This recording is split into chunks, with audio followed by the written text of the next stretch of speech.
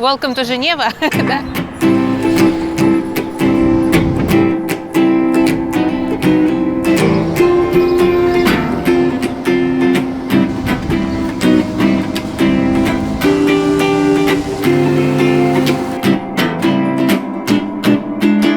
Больше всего я волнуюсь из-за разницы во времени, потому что наша вторая группа находится в Америке и сейчас едет к нашему Кену.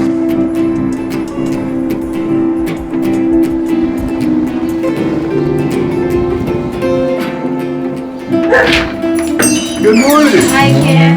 How are you? Hi. Ken, I can help you. Okay.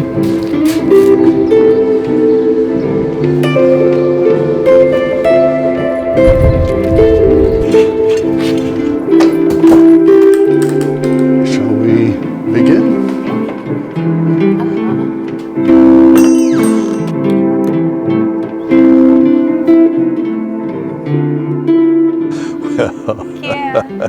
Hi. Hey, Xenia. My electrons say hi to your electrons. This is so cool. It is. Amazing meeting from such a distance. And so many years as well. Yes. Wow. We haven't seen each other for a while, for Yes. many years, and Yes. it's just so good to see you. Yes, it is. It is. Yes. I was excited to hear that one of your sons was accepted to Columbia for Yeah. graduate work. Wow, that's great. That's a big achievement. Yes. Yes. And when we met, he was not even born, I think. No. Right. Okay. So yeah, how have we been? You know, for me, it's been up and down. Wonderful things, horrible things, all of the rest. Since, well, I guess I saw you in 2008. Его зовут Кен Кaisch. Мы с ним познакомились, когда он 20 или 25 лет назад приезжал в Москву, преподавал в Московской медицинской академии, там, где я тогда работала. Я ее сначала закончила, а потом там преподавала. И он тоже приезжал с лекциями. Преподавал там, по-моему, юнгианскую психологию, рассказывал, как работать со снами. И тогда для нас это было все невероятно ново и свежо. Потом оказалось, что он не просто психолог, он еще и священник. Он рассказывал не как... вот у нас были некоторые профессора, такие очень умные, но немножко занудные, да? А он был человечный и очень теплый. Вот, теплый, мягкий, как Дедушка Мороз такой вот. I came from a difficult family. In my family, there were lots of secrets, lots of lies, and I would say not really a lot of love, or at least it wasn't expressed very openly. So as a little boy, there was a church across the street. My parents were not religious. And I wondered, what's that? And my mom told me, oh, that's a house where God lives. Okay, kind of a simple explanation, but I'm 4 years old, so that's probably appropriate. So I went over there and started attending church, and I saw my first movie there. It was a very fundamentalist church, and the movie was about sin and the perils of sin. And I came home after watching this movie, and my father was sitting in his recliner with a glass of beer, with a cigarette in an ashtray, and I said, "Daddy, you're going to hell. You and Mom smoke and drink, and you dance and you cuss, and you play cards."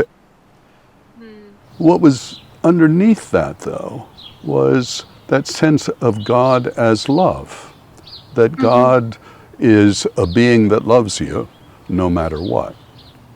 Very interesting, coming from a home without very much expressed love. Right, but did you feel it there? Did you feel it Yeah. could feel something. I didn't know what it was. I didn't have the cognitive skills at that point to understand it, but could feel there's something. So I also wanted to know about truth, because in my home, truth was a rare commodity, and truth struck me as very, very important. And so what I did as a young adult, I went to seminary, became a priest in my church, the Episcopal Church, and served as a parish priest for about 9 years. Right, So right. as I'm studying theology in seminary, I learn all kinds of things about the church, about liturgies, about church music, about theology, church history, but almost nothing about how to connect with God. It's crazy. And, I would talk to my fellow seminarians. Sometimes I would talk to the professors, and there was hardly anything said. What do we do to actually get into that felt connection? If you didn't feel connection in your study, it means that you felt it before, because otherwise you wouldn't be able to recognize it. Yes, right. So I had experiences in meditation that told me, there's something deeper here. As a young man, my parents, when I was going to college, basically they threw me away. And at that point, I felt very alone. This is in the late 60s. Hippies were around, and those were people that I felt comfortable with. It's like they too have been rejected by everyone. And that was where I was feeling rejected by everyone. So I drove to San Francisco from my college in Ohio, and was basically a dropped out hippie for a couple of years.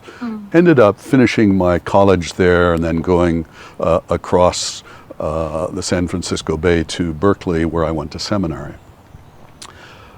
But while I was in that dropped out period, I began visiting a teacher who talked about the importance of truth and the importance of honesty. And it was a radical shift for me. Truth, being honest. You mean when you're checking out at the counter at the grocery store and the checker gives you more money back than you should, you give that money back. You don't just say, oh, that's free money, that's for me. And it's like that began a shift that, yes, okay, I can live with integrity, or I can live just for myself. And that watershed is huge. And I found that the older I get, the more important that watershed has become. And in fact, I think the arc of the spiritual life is moving from total, complete selfishness, me, to union with God, union with the divine, union with whatever it is that we call that entity that has created us and gives us life. So in seminary, though, I'm learning that a lot of the stuff that I've been taught is a little suspect. Not quite so true. Have you ever, in Russia, did you ever play telephone? It's a game that kids play where... It's a famous game, yes. Yes, okay, great. It's great that think we it's all know international, it, yes. So one person says a sentence or so, and then you pass it around the circle, and then it comes back to you, totally garbled, totally different. Well, imagine Christian scriptures like that. Here we have a telephone game that is 2,000 years long, going through different cultures, different languages, different ways of thinking about things, different understandings, and we expect that the book that we have as the Holy Bible, that this is the inviolable Word of God. Well, yeah, it is kind of, but it's been altered in all kinds of ways. The best scholarship now is saying that less than 20% of Jesus's words in the Bible we can verify actually come from Christ. Less than 20%. Which is actually, it's remarkable that 20% survived Yes. 2,000 years of telephone. So, you know, how do you make sense of all of this? My personal journey is wanting to go from my state of selfishness into a unitive experience with the divine. And, you know, how do you do that? Apparently, the church is not a very good vehicle for that, and yet it's one of the only vehicles. You know, and when I speak of church here, I mean that in the most general way. A synagogue, a temple, a mosque, a church, an institution whose primary purpose is to connect people with the ultimate, to connect us with the divine. So that began kind of my quest. Are you still a priest? Of Or course. you... And the problem is the church, for the most part, has lost its way. They no longer know how to connect individual people like you and me with God. And what a tragedy that is. I began to say, okay, if I can't go to the church, who can I go to? And when I was younger, I met some very interesting people. I met Mother Teresa. I had a conversation with her for about 10 minutes, and she was amazing. Little tiny woman, little tiny, dressed in white robes with the blue trim, so much power, so much presence. She has gone from me, and the selfishness that we all begin with, to offering her life to God in service of other human beings. An absolutely stunning kind of experience and transformation. Where did the selfishness go? You've got some, I've got some. Where does it go? I don't know. I don't care. Let's just see what we can do to get rid of it. So what I realized is there are holy people. Holy people who found a way somehow to connect with the divine. And then I began looking in the literature of the world's great religions, and in every religion there are holy people. People who have found a way to change their behavior so that they can let go of this desire beast inside. Why would you want to give up your selfishness? You've had experiences of being loved. Me, yes. Yes, yes. And I too, and I hope all of us. Right. And there's such a sweetness in that. And in those moments, you let go of the me. Yes, you want to be with the other person. You want to enjoy that closeness and that love. But you also have to let go of that in order to experience it more fully. And that's, I think, what happens on the spiritual journey. You have a taste of love, and it's amazing. And you walk in that love for a time, and then you realize, oh, I've got to give that up to get a deeper taste. And then you have to give that up too for an even deeper taste. And if you are courageous and continue to let go, continue to surrender, then you come into that fullness that I think all of us are looking for. Кену я иду за поддержкой, как ученик, с одной стороны, да, с другой стороны, как друг. Я надеюсь, что наш контакт былой сохранился. Good, look at that girl. Oh, what a happy girl. Yes, what a happy girl. Вот, и что он будет в атмосфере этого интервью, понимаешь?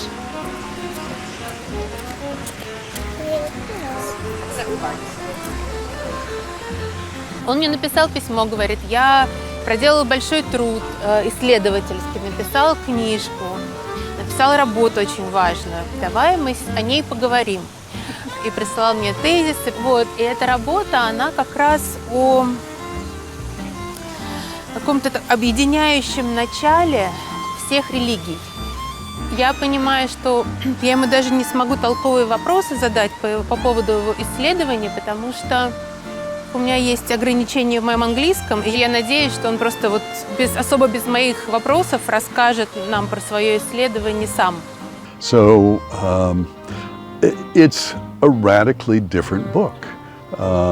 One of my readers said something that amazed me. He said, wow, what I'm doing for religion and spirituality, it's the same thing that Noam Chomsky did for language, basically unifying all of these different approaches and seeing the underlying rationale that holds them all together. And what I've done with my book is I realized, okay, I can't go to the churches, I can't go to the synagogues or the mosques or the temples or any of that. I've got to find people who have achieved that unitive consciousness. And not all of them are going to be helpful to me, but some of them are going to talk about the behavior changes that they have made to advance in the spiritual path. And as a psychologist, of course, that's what I'm focused on, behavior change. So basically, I've taken the disciplines of psychology and applied them to spirituality. And so I looked for writers from each of the 6 major world religions who described their journey as a series of stages moving into the divine. And I found, it took me 43 years to understand, but I finally found writers in Hinduism, Buddhism, Taoism, Judaism, Christianity, and Islam. And I compared them together. And, you know, when you do something like this, it's a guess. In science, we call it a hypothesis, but between you and me, it's just a guess. I'm guessing there must be some kind of common path. And so I expected to find some general sense of agreement, maybe. I was blown away by what I found. At the beginning of your book, you wrote, what if God is not what you think? No, or what no. You... I opened with 2 sentences that are really important sentences. What if everything you thought you knew about God was wrong? Yes. And then the second question is even more important. How would you know? Yeah. So the second one I still don't get, but can you please explain? The first one, I think it's a provocative one. I'm curious. But the second one, I just don't get. So. Okay, I'll try. Yeah. So,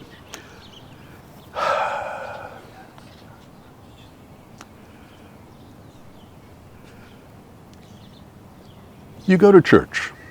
The priest says something about God. How do you know if it's true? Just because he said so? Maybe he's lying.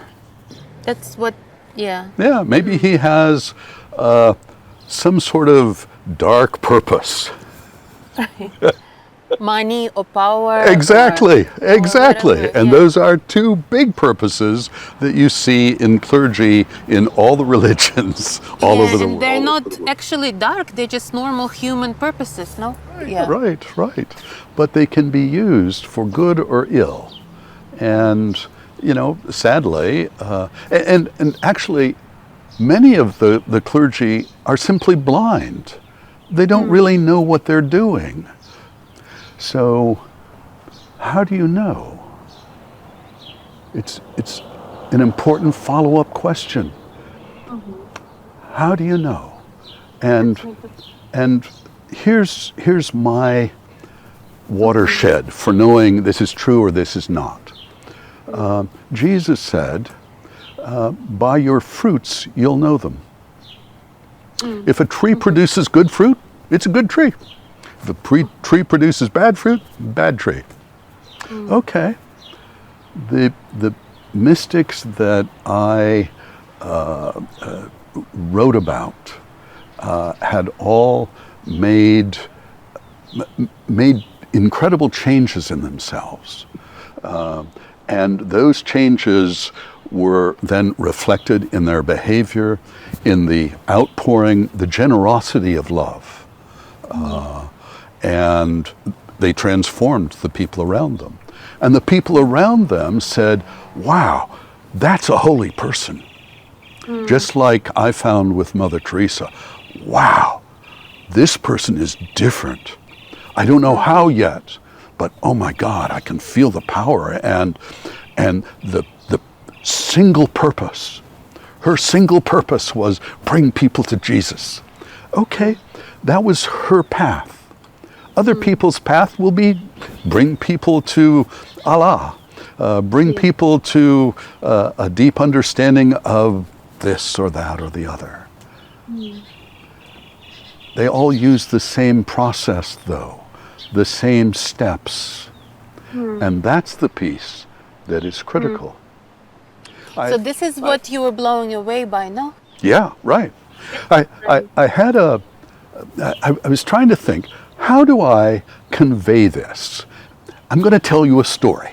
Once upon a time, a long time ago, when people were kind of wandering around, not knowing what to do, one person had a revelation. It's like they went and they saw purple. And they became entranced with purple, and it was exciting and new, and they taught everybody about the wonders of purple. We all know purple's wonderful. In another place, somebody also went out and they discovered green light, this green wonderfulness, trees, plants, food, everything is green, it's glorious.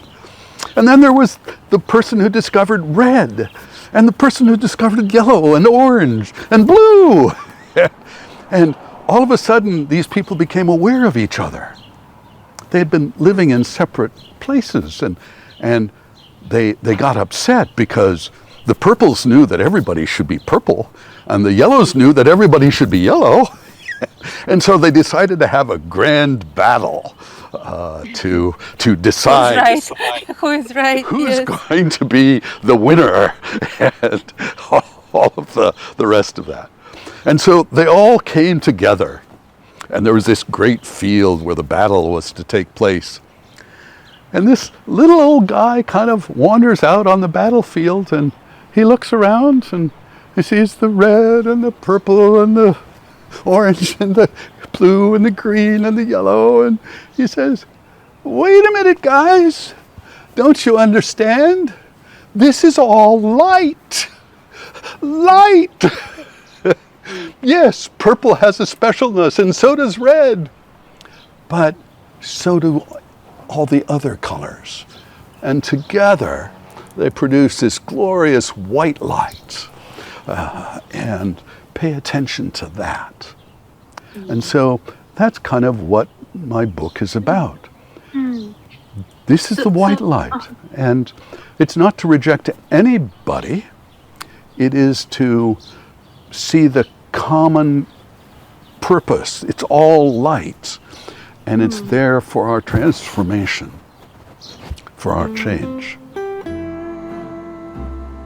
И мне это показалось очень интересным, исследование, которое он делал всю жизнь. То есть он изучал всю жизнь все религии очень глубоко, он знает различные виды медитации. У него очень близкие друзья из разных религий. И мне интересно поговорить об вот этом, едином, что может соединять все религии, вот это вот общее, да, эти вот общие шаги. А с другой стороны, мне интересно, как вести разговор с людьми, чтобы вот это общее не оскорбило, не провоцировало других людей, которые нашли что-то свое в жизни, и по этому пути идут, в него верят, и он им многое дает. Это еще, наверное, слово сравнение такое, как только начинаешь сравнивать, так тут же начинаешь отстаивать какой-то свой путь. Вот если человек занимается наукой, он вроде как сравнивает, да? То есть я вот помню, я занималась наукой, да, в медицине, и я все время что-то с чем-то сравнивала. Но у меня совершенно нету задачи спровоцировать разногласия, у меня есть задача понять, как жить в мире, да, с разнообразием. Потому что если говорить о том, в каком мире я хочу жить, да, мне бы вот в идеале хотелось, чтобы каждый человек был свободен иметь свою философию, свое мировоззрение, да, свои ценности. И дальше стараться как-то ужиться. You said that you found common steps in all different religions that you studied. So the first stage that everybody had in common was behavior change. You need to change your behavior if you want to draw closer to God. And I think every religion clearly understands that. In the West, it's sad because really the churches have focused just on behavior change. They don't go beyond that. But all of the religions, all 6 of them, agreed that behavior change is necessary. No lying, no stealing, no sexual inappropriateness, no violence. So I'm sitting, it's kind of intriguing that they all agree, not just that behavior change, but the specific behaviors that need to change. Why? So I thought about theft. I have a gun. I hold you up. I say, Xenia, give me all your money, or I'll shoot you. What I'm saying, in effect, is my needs, me, are more important than you or anybody else. So stealing like that is affirming me, my desires. I'm the center of the universe. Everybody else is irrelevant. And so you have to give up lying and stealing and sexual inappropriate behavior and violence if you want to move on the spiritual path. Then the next step, going deeper, is you learn to concentrate. You learn to focus your attention. Meditation. One of the things that I found remarkable is all of the spiritual masters that I studied talked about the need for meditation. Why meditation? Meditation is incredibly difficult, and you fail all the time when you meditate. You sit, you focus, and that's cool, and then your mind starts to wander. Let's see, I've got to pick up some eggs and some milk at the store before dinner tonight, and blah, blah, blah. And in meditation, you simply refocus on the object of your meditation. Well, you keep refocusing and refining that focus. And as you do that, you enter into an ecstatic state. It's called the first absorption, where you enter into a kind of union with the object of your meditation. Tell you a story. I was in a difficult situation, and I didn't know what to do. So I went home and I sat in meditation. I went inside of myself. And somehow, in that vast space within, I was in this large Asian meditation hall.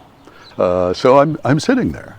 At the opposite end is Manjushri, a large statue of the Buddhist god that is there to cut off discriminating thoughts. And so I just focus on the statue. Mm-hmm. After a time, it opens its eyes and looks at me. Holy shit! The power of that! Ah! And then in an instant, all of a sudden I realized I'm looking back. The power first had come from Manjushri to me, and now it's going from me to Manjushri. And I realize, oh, this God is simply an emanation from me. Not the conscious self that you see in front of you, some much deeper self that I'm trying to be in touch with. Began to realize, wow, there is that unitive connection way beneath the surface of our awareness. And that's what the book is about. Here are the steps across religions, the steps we have in common. Here's how to do it. The road to salvation, to enlightenment. Call it what you want. I don't care. The path that leads to deep joy and contentment. So the next stage, the feelings of happiness and joy evaporate. When you think about it, the emotions are turbulent, and you're trying to focus and be calmer and more focused, and the emotional turbulence gets in the way. So that just naturally fades away. In its place, you start seeing underneath the surface of things. The writers, all of the writers talked about seeing the subtle world or the fine material world. It's like a level of reality that's underneath the surface appearance of things. So can I just ask you, is it like you feel this joy of connection, and then when you let it go, Yes. you feel deeper? Yes. Exactly. Yeah. It's like you have. Universe of existence. I don't know. No. I got a No? cookie. I got a cookie. It's a wonderful cookie. I love this cookie. But in order to get dinner, I'm going to have to let the cookie go. I let the cookie go, and then I get something greater. And I let that go, and I get something even greater. Okay. So as you go into this second absorption, you see this fine material world, and you begin to understand things that are not perceptible. For example, in Russia, one of your great saints is Seraphim of Sarov. And at the end of his life, he did spiritual direction. People would line up outside of his cell, and he'd go out and say, your problems are solved. The person you're praying for has healed. The person you're praying for has died and gone to hell. You need to pray for them in these ways.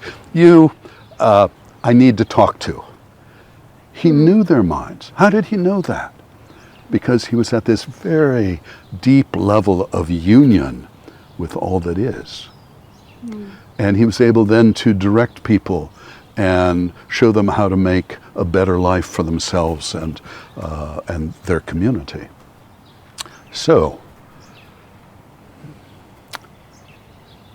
from this second absorption, you continue to focus. And what happens is you have this deep peacefulness arise because you stop wanting this result or that result. All of a sudden, it's whatever God provides, you will find some glory in it. One of my spiritual, I'll call her a spiritual sweetheart, Sri Gayatri Devi, had achieved at least the third absorption. And I never saw her upset.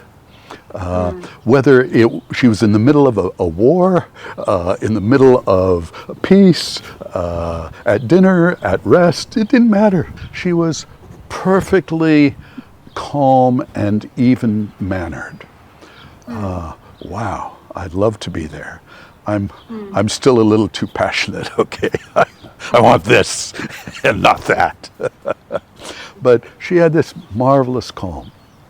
And going even deeper, in the fourth absorption, and you're going to have to excuse me because I'm going to say some stuff that you're going to say is crazy and absurd, but I've got the evidence for it. In the fourth absorption, all of a sudden, that deeper knowledge that you began to accumulate in the second absorption begins to manifest, and psychic powers become available. And oh, by the way, that's very, very rare, psychic powers, very rare. And it's a mistake to go into this journey wanting to get psychic powers, because you get a psychic power, I can levitate, okay? Let's say I can levitate. So I can levitate. So it's agreed, because it's agreed to go there for it, no? Yeah. People then attribute special powers to me because I can levitate. Oh, so now I'm a special person, huh? Me comes out again. And that's the exact part of us that we're trying to release and let go of. So with the... It's what people call ego, no? Yeah, in another, right. Yeah, right. That's our psychological term for it, and there are all kinds of labels for it. It talks about kind of the same thing. The next stage confused me for a long time. In this stage, the objective reality around us appears to be identical with our belief system. So a Hindu sees universal consciousness. A Buddhist sees change of lineage knowledge, is what they call it, where they see the void, the emptiness, the no self. The Christian sees Jesus. The Muslim sees Allah or one of the angels. And I didn't understand that. But I finally just accepted, okay, everybody seems to see reality now as the culmination of their belief system. But that's not the end. The next step is perhaps the critically important one. The next step is, it happens in an instant. And the Buddhists call it enlightenment. I think that's probably the commonly used term now, where all of a sudden you are joined with that unitive consciousness and all that is. There's a further stage, final enlightenment, where even that realization disappears. In enlightenment, you're going to be in meditation perhaps for a week or a month or for a long time, insensible to the world, out of the usual connections. But with the final enlightenment, you can re-engage, you can talk to people, teach. The Buddha, as he went around after his enlightenment under the Bodhi tree, went around teaching for the rest of his life. The Taoist masters, all of that. So those are the stages, and it goes from me to thou.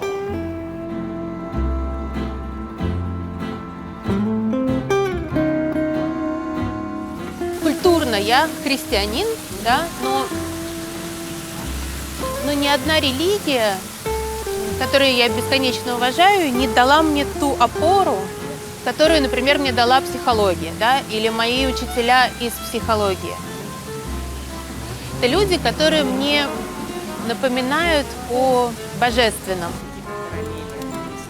Я стараюсь себе организовывать вот встречи с людьми, с событиями, которые мне напоминают о чем-то таком, что я могу назвать божественным, не дают мне скатываться вот в материальный мир. Потому что вот, если я так просто живу, да, там, занимаюсь своим бизнесом, домашними делами, то я со временем скатываюсь вот просто вот видеть весь мир как материальный, вот обычный измеримый наш мир, и мне в нем становится нестерпимо душно. Появляется такое ощущение через некоторое время, как я белка в колесе, да.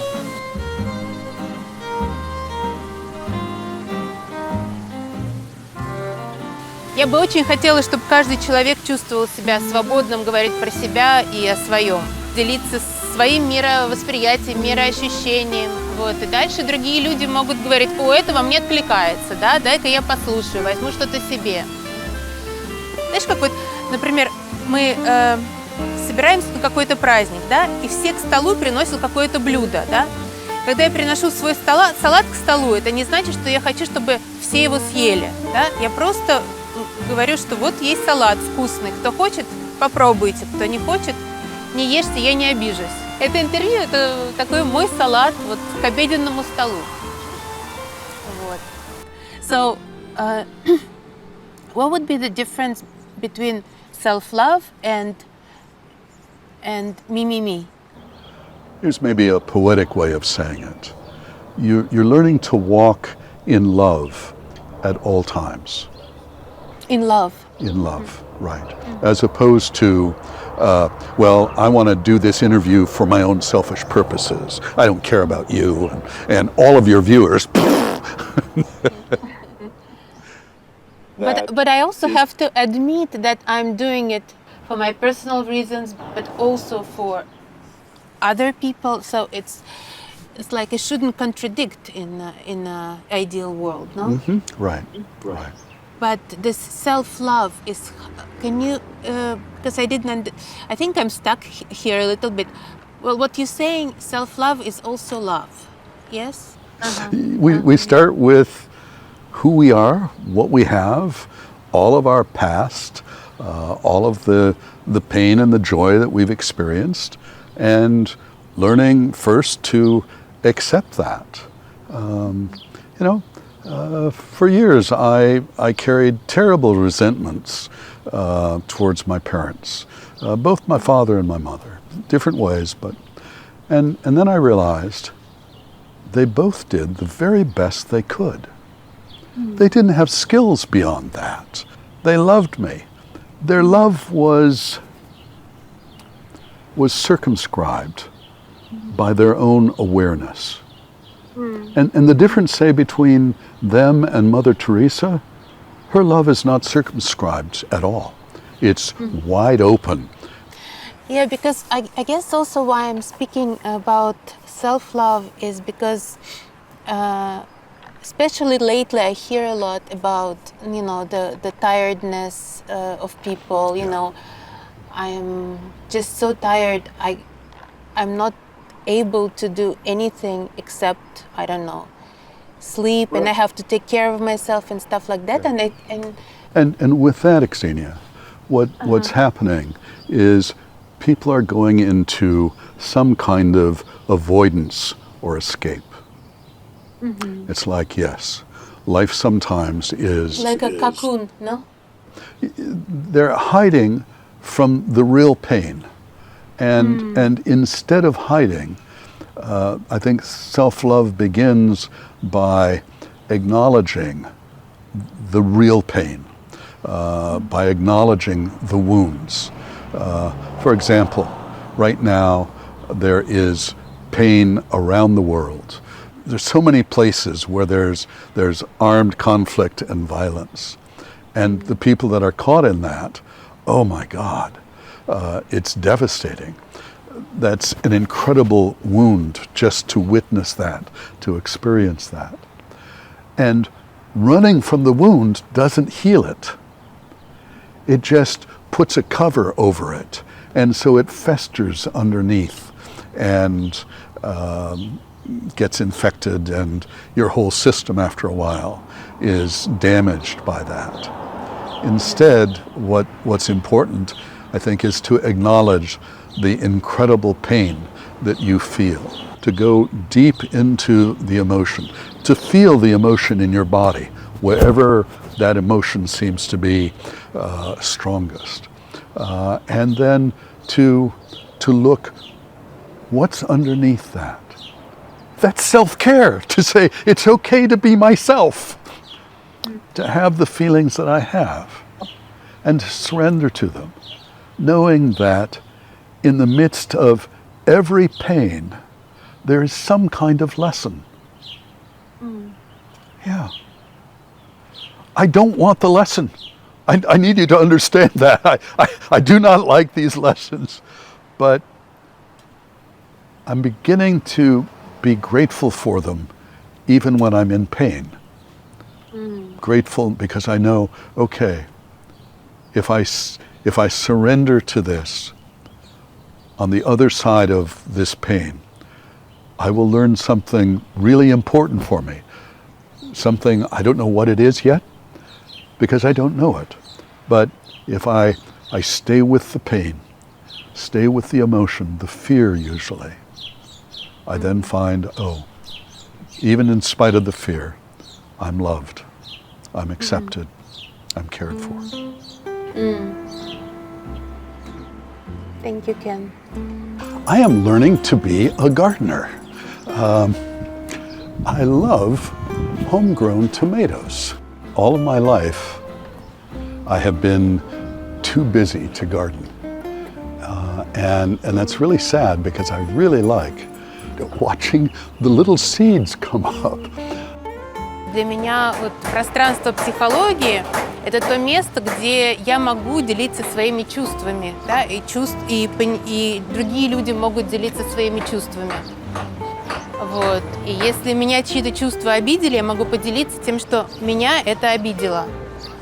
Да? Но это, согласись, что это по-разному сказать. Меня обидело то, что ты сейчас сказала, или ты там идиотка и будь ты проклят, да? Это разное. Мы создаем специальные там места, ситуации, как контейнеры, как мы их называем, да, где вот такие разговоры могут состояться. И для меня, например, интервью – это такой контейнер, да, фильм – это такой контейнер. То есть вот сейчас будет час или два, да, когда мы будем делиться чувствами, обмениваться своими сомнениями и так далее.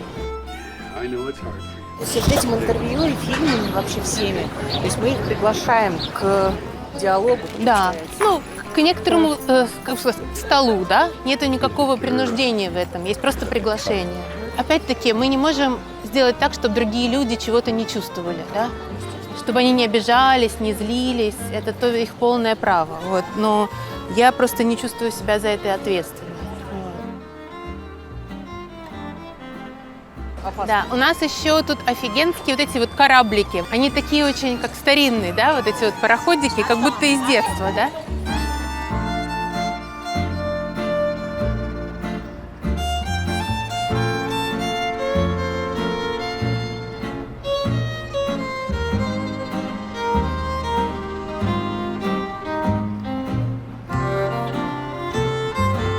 I'm deeply sad about the struggle between different religions in the world, and but on the other hand, I'm learning to talk about my beliefs in a way that it doesn't threaten other beliefs, people who believe. Like I have friends who they wouldn't want to hear that every religion has something united, because for them it feels like a threat. It feels like attack on what they believe. So my best friend, when he read the first 2 chapters of my book, said, "Oh my God, Ken, do you want everybody in the world to be angry and upset with you?" Yeah, so I guess I wanted to consult with you. How do I talk about it in a way that it's not putting oil into the fire? I recently visited my best friend in Kentucky, and we went and visited his oldest friends, who are a couple of college professors in their 80s. And they're from the deep South. And so we're talking one evening, and the woman makes some terrible racist comments, and comments that really put down my best friend. And one of the things that I could have done is to say, gee, Phyllis, that's terribly racist of you. Why are you so nasty to people that you don't even know? And I realized if I did that, there would be no good that comes from it. She's not going to change her racist views. She's comfortable in her belief system. I don't have to push that on her. She'll come to it on her own. Now, if she got in my face and was being aggressive towards me, yes, I would take measures to try and stop that, or just remove myself from the situation. You're entitled to your beliefs. I'm entitled to my beliefs. If you have a problem with that, that's your problem, not mine. So you didn't feel obliged to protect your friend? No. He's a big boy.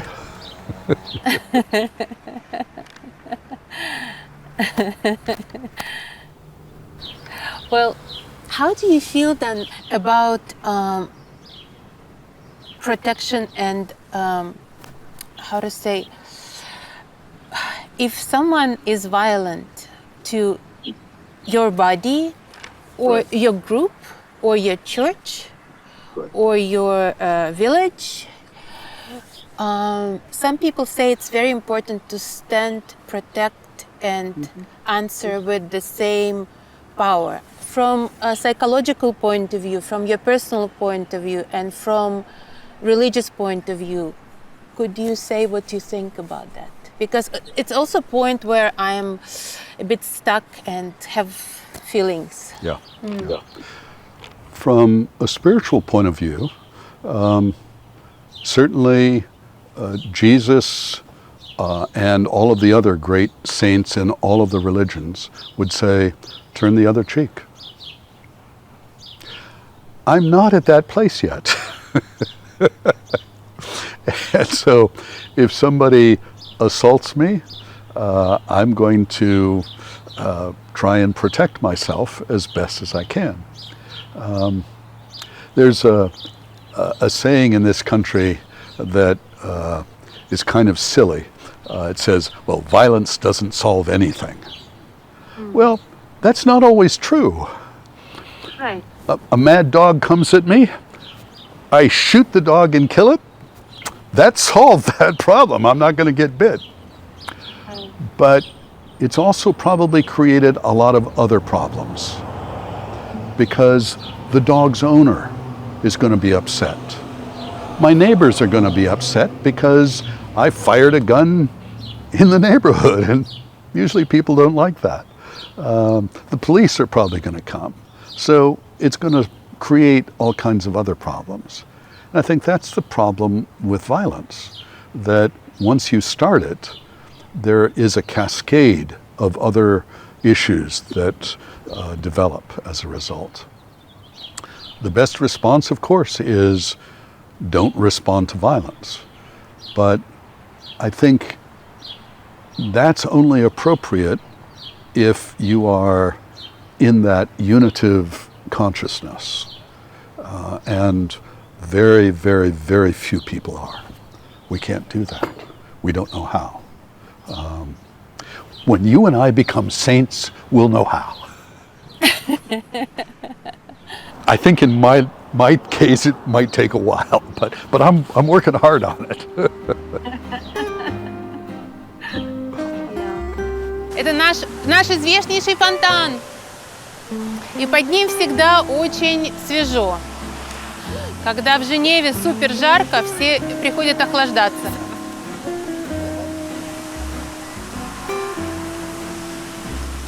Вообще в фонтане есть какая-то такая красота невероятная. Вот, знаешь, он стремится в небо. Да? Он, как многие из нас, рожден в земле и стремится к небу. Хочет чего-то большего. Хочет чего-то большего, да. Но, видишь, долетает до туда, докуда может. Ну, прелесть его в том еще, этого фонтана, в том, что он не прекращает, несмотря на Не гравитацию, прекращает. Он не стремится. сдается, да? Не сдается. Ну как же вот так? Столько всего красивого, столько всего прекрасного, и мы не можем договориться. Много религиозных противоречий. Вот. И мне это все доставляет, большую боль на самом деле, потому что я думаю, ну что ж такое-то? Почему просто не дать друг другу жить, существовать такими, какими есть? Почему нужно обязательно навязывать, переубеждать другого человека, как-то свою позицию ему наставлять, да? Вот ты там должен именно так вот верить в Бога, иначе ты плохой. Мне это не близко. Мне кажется, в современный мир это больше, когда каждый может как-то себе выбрать, каким путем идти, я не знаю, в бизнес, замуж, рожать детей, не рожать детей, к Богу, да. И дальше только вопрос, как не наступать друг другу на ноги. А если ты наступил на ноги, просто попросить прощения, да? Учимся жить. Многообразие. Вот. Но опять-таки понимаю, что не все хотят жить в многообразии, кому-то нравится однообразие, и это тоже часть многообразия. Да? Да. Если мы встречаем человека, которому нравится только так и больше никак, значит, вот он такой человек. То есть я буду с этим учиться жить. У меня просто другого выхода нет. То есть мне другого мира не дали, не выдали. There were lots of wars around religions, as we all know. So do you think it's just because we are still learning? I suspect that all humanity is on this great journey, and we're going from self-centeredness to deeper and deeper connections with others, deeper and deeper connections with our own interior life, and ultimately deeper and deeper connections with the spiritual reality, which undergirds everything. And how that's going to play out, I have no idea. I just, at this point, feel all of us need to take courage and step up and do what we can to do our part. How would I know which values are in my core and some values are actually outdated? They put me back in times. Here's the way. Who knows what's true, what's false up there? Exactly. Listen with your heart. Listen with your depth. That's the kind of the compass that will steer you in the right direction. I often find my compass is lying to me. I suspect it's lying to me. So I go to you and ask, Ken, I think my compass is off. Okay, maybe people in before spoke about love because it helped kings to bring people together, and they used love for actually ruling people. Of course, priests, they didn't want me to be selfish. They want me to care for others, for church. So maybe it's just a way of manipulating me. So I question every value. And so you mean you were listening to your heart and you're saying, this doesn't feel right. I don't know why it doesn't feel right, but it just doesn't. And you begin to withdraw from that, rightly so. And who was your guide, Ksenia? Who was my guide? Yes. Who was my guide? I'm looking for truth. I don't know who my... Ksenia was my guide. I was my guide. Bravo! Bravo! So, if I upset you with this, I apologize in advance.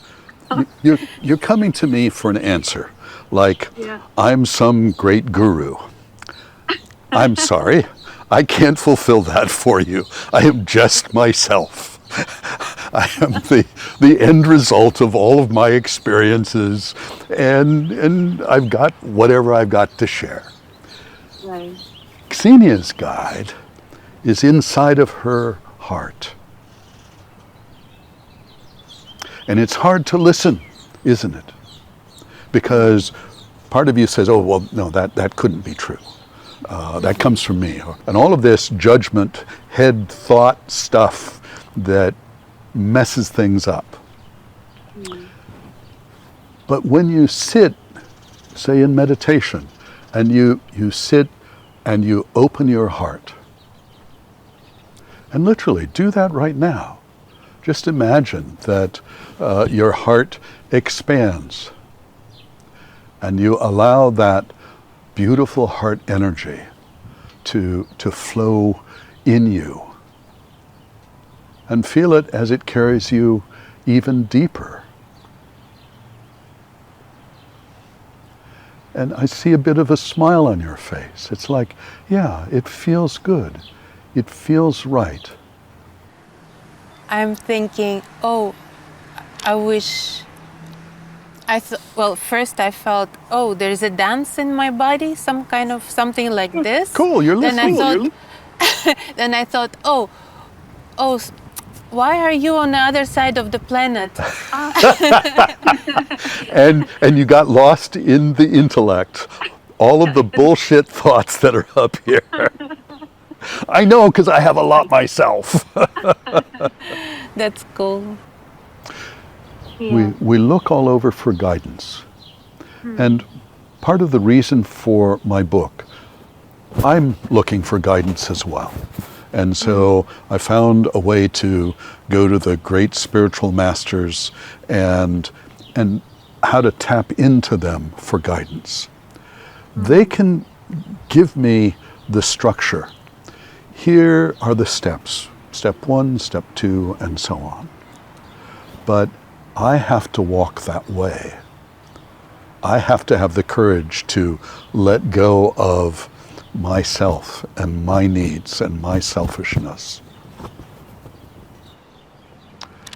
And I'll tell you, there's a part of me that is afraid of this book, afraid of how it is probably going to change my life. So I'm afraid. Big deal. Who cares? It's just something that I need to accept, and I need to surrender to those fears and chase them. And the difficult things, like I said earlier, always have a gift hiding behind them. And I like gifts, you know? So I just have to surrender to the difficulty and see where that takes me, where God wants me to be, where God wants you to be.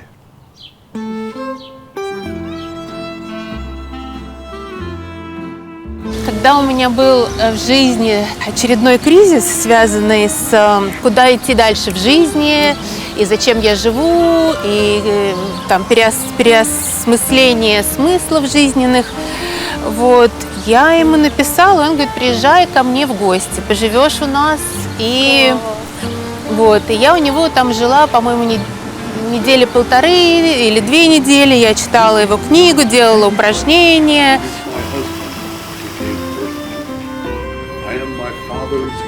Нас куда-то тянет к чему-то большему.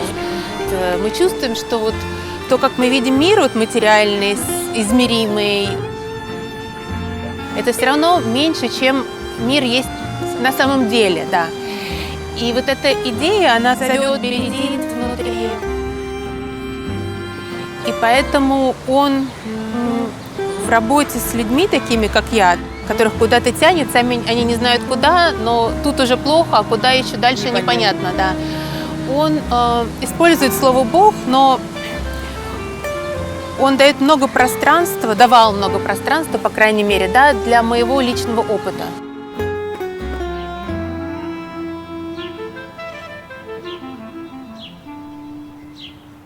You look deep within yourself. It's lovely. I remember I came to your home once, long time ago. Yes.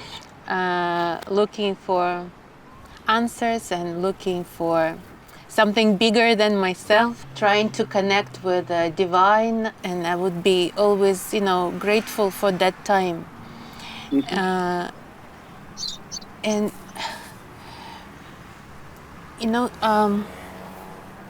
I still feel that I am not a good student. Really, So pay attention to that. You're talking about guilt here. I didn't do enough. Okay. So notice in your body where you feel that guilt the strongest. And even let that increase. Turn up the power. Feel the guilt. Let it even overwhelm you. And then look at what happens. It becomes very funny if I Good. if I look at it, if I make it big and look at it, it becomes really funny. Yes. To tell you the truth.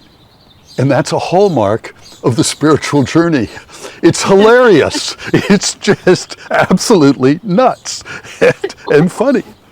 And yes, look at all you've learned over the last 25, 30 years. Are you still that guilty girl from 30 years ago? I don't think so. No. I don't think so. But what you've not done is you've not accepted these parts of yourself. You've said, oh, this part of me is good. I want to keep that.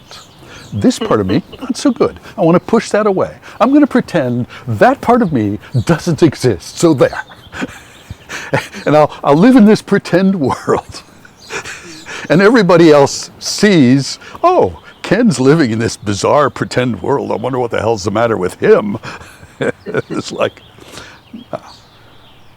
there's simply that acceptance.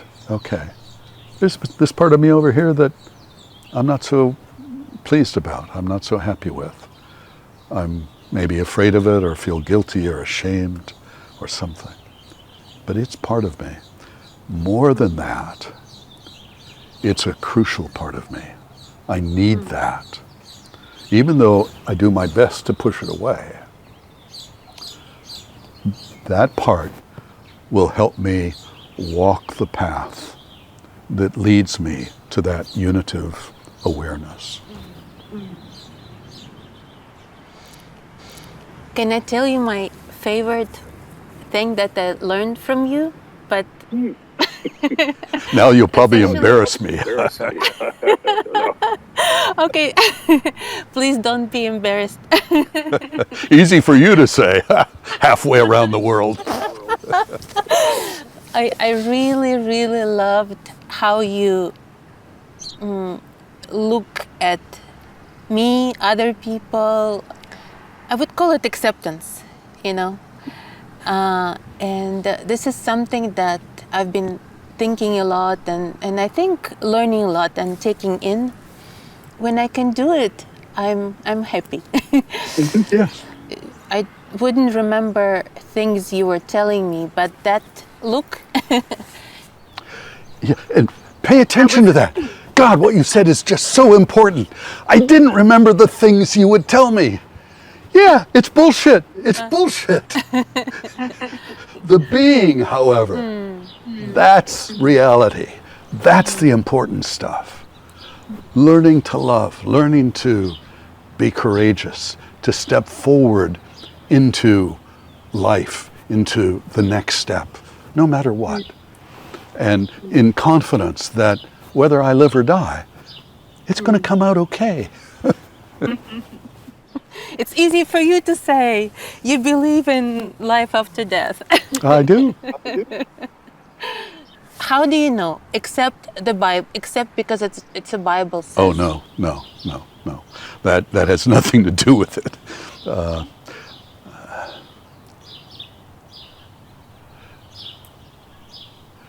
How do you know that you have a right hand? I feel it.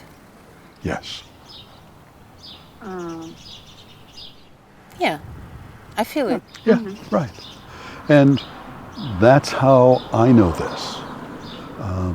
As I began to understand that the goal of the spiritual life was not necessarily some kind of special experience with God or the universe or whatever you call it, but it's a change of consciousness, a unitive consciousness joining with that union. Is it like something we need to learn during life, or? I think so, and I think that's. I think that every one of us we're here in a specific context to learn something really vital for our soul. I think one of the things that I'm learning in this life is to let go of my judgmentalness, to let go of my harshness. When I was younger, it was right or wrong. There was no gray. And I've come to understand, I was being a little foolish and I needed the certainty in order to feel comfortable. Not that certainty was real. There are all kinds of reports now of near-death experiences. One of the things about them is the many things they have in common. Despite cultures, despite beliefs, despite language systems, despite all of that difference, people are experiencing fundamentally the same process. And when you recognize what you have in common, you also recognize the specialness of your particular belief system. So it's additive. It doesn't subtract. It makes us more whole, more complete.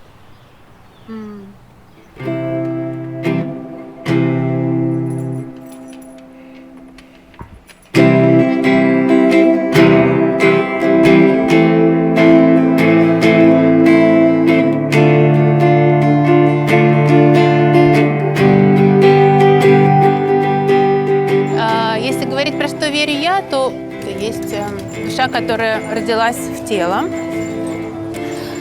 и она проходит некоторые опыты и получает уроки. И поэтому, я все воспринимаю как урок. То есть каждая моя эмоция, каждое мое переживание – это какой-то урок. Я не могу сказать, что каждую задачку я решаю на 5 с плюсом, да? Я иногда просто вообще проваливаюсь, получаю двойку в своих глазах, да? Я живу получать уроки, а еще и творить, что-то создавать, да? Желательно что-то хорошее и доброе, да? Не потому что я в ад попаду, да? Я не так думаю. Я думаю просто потому, что это красиво. Я девочка, я люблю красивое. Дальше уже думаешь, а что самое красивое я могу сделать сегодня? Я еще подумала, что если душа связана с чем-то высшим, божественным, наше тело и наше существование в этой жизни – это такой фильтр. Поэтому настраивать, заботиться об этих фильтрах, которые внутри тебя, Да. наверное, это и есть задача жизни. Да, и именно это и есть для меня ответ, например, почему делаю интервью, почему фильмы. Они мне напоминают о том, что мир шире, чем просто материальный мир. И во-вторых, они отстраивают мои фильтры. Maybe the last question is outside of your study, what are your best maybe moments or days or feelings on that path? Yes. When I'm seated in meditation or playing with my dog or playing guitar and myself seems to disappear. When I play guitar, in the last couple of years, I've had this marvelous experience. You lose yourself. Yes, right. I'm playing, and if somebody would ask me, wow, who's that playing? I would have to say, I don't know, it wasn't me. The music flowed through me. It's the same thing when I play with my dog. We go out in the backyard every afternoon, and I throw the ball, and she runs and gets it and brings it back so proud. Look, I've got the ball. And there's this heart opening. It's just this joy. Why does the simple act of a dog coming back with a ball in her mouth fill me with joy? I have no idea, Xenia, none at all. But it does, and that's enough. Okay, so my provocative question would be, why did you have to meditate for that? I'm a slow learner. No, but enjoying life, no, isn't it just human? And Yeah, right.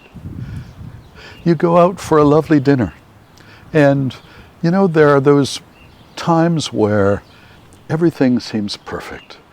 The place and time is... disappears. No? Yes. There's that quality of timelessness. Yeah. And that quality of, I'll call it selflessness.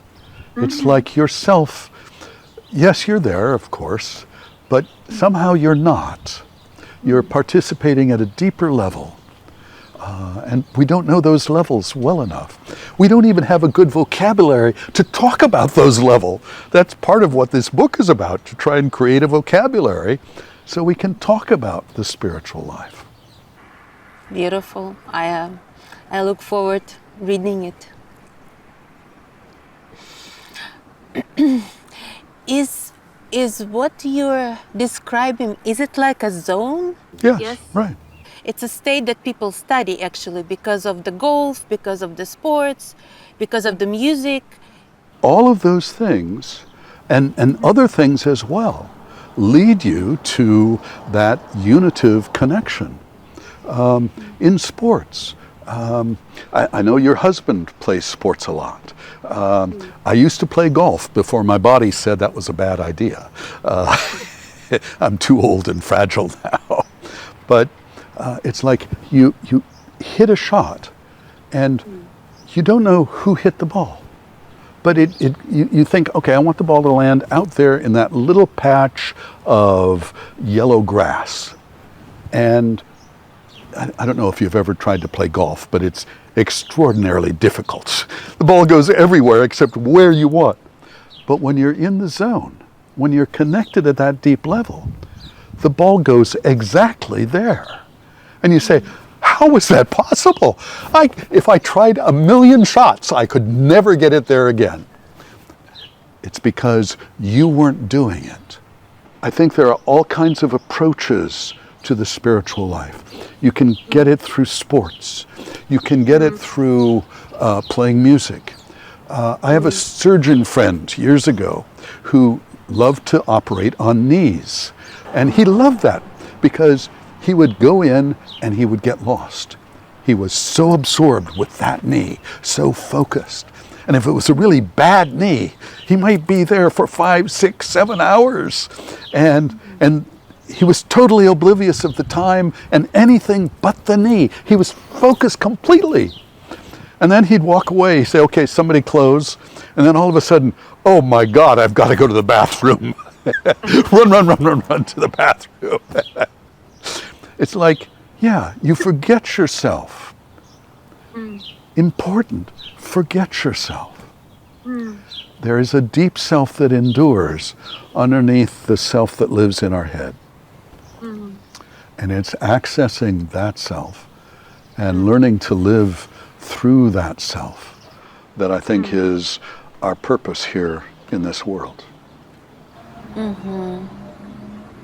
Beautiful.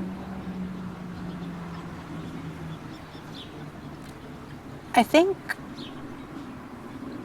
it's very helpful when you speak about such things as sport and music, because like similar to, I think, different religions, there are different paths. Yes, yes.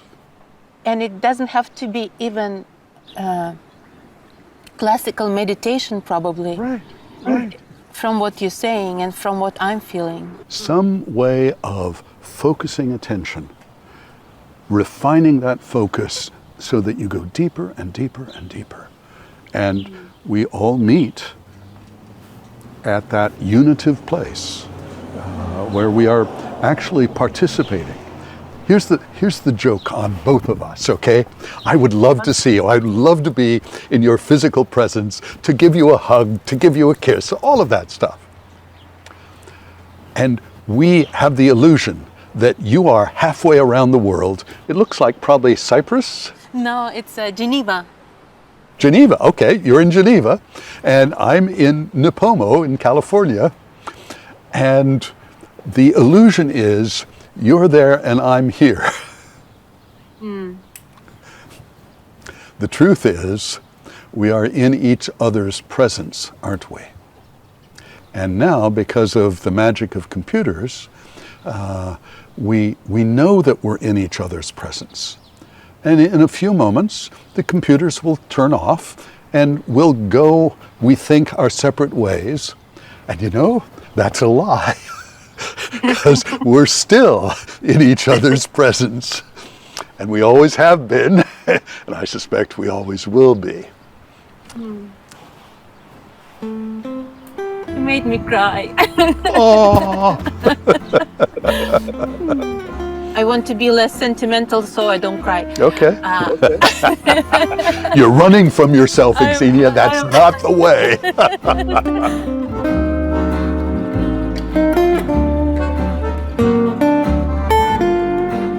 Разные временные зоны, разные концы планеты. Но вы сошлись в одной точке здесь и сейчас.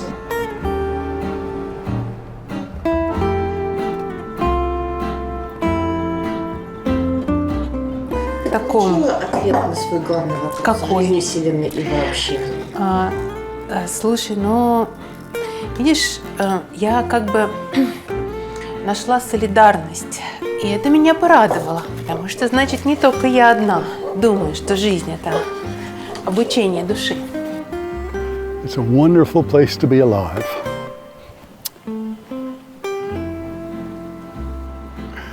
С его точки зрения, растворение – это одна из вещей важных, которым он научился на этом пути там, к Богу. Ну, когда твое вот это вот «я», да, оно растворяется, но мне кажется, любой человек это может понять. Вот ты чем-то занимаешься, и ты больше не чувствуешь, где я, где другой, где Вселенная, где собака, все как-то смешалось, да, вот нет такого, что вот есть я и вот что-то вот отдельное. И вот это вот состояние, когда ты растворяешься просто в процессе каком-то, да, у меня было ощущение узнавания, вот он рассказывает, а было ощущение, что у меня тоже так же, да, я вот знаю это чувство, там, или я знаю это переживание, да, или эти идеи мне тоже в голову приходили, круто, вау, знаешь, созвучие, вот. Ну, вообще приятно, что есть единомышленники, это что-то такое вот, да, созвучие. Да, единозвучники. Вот, ну что, спасибо вам огромное. Да. Спасибо За вам. хорошее интервью. Спасибо вам.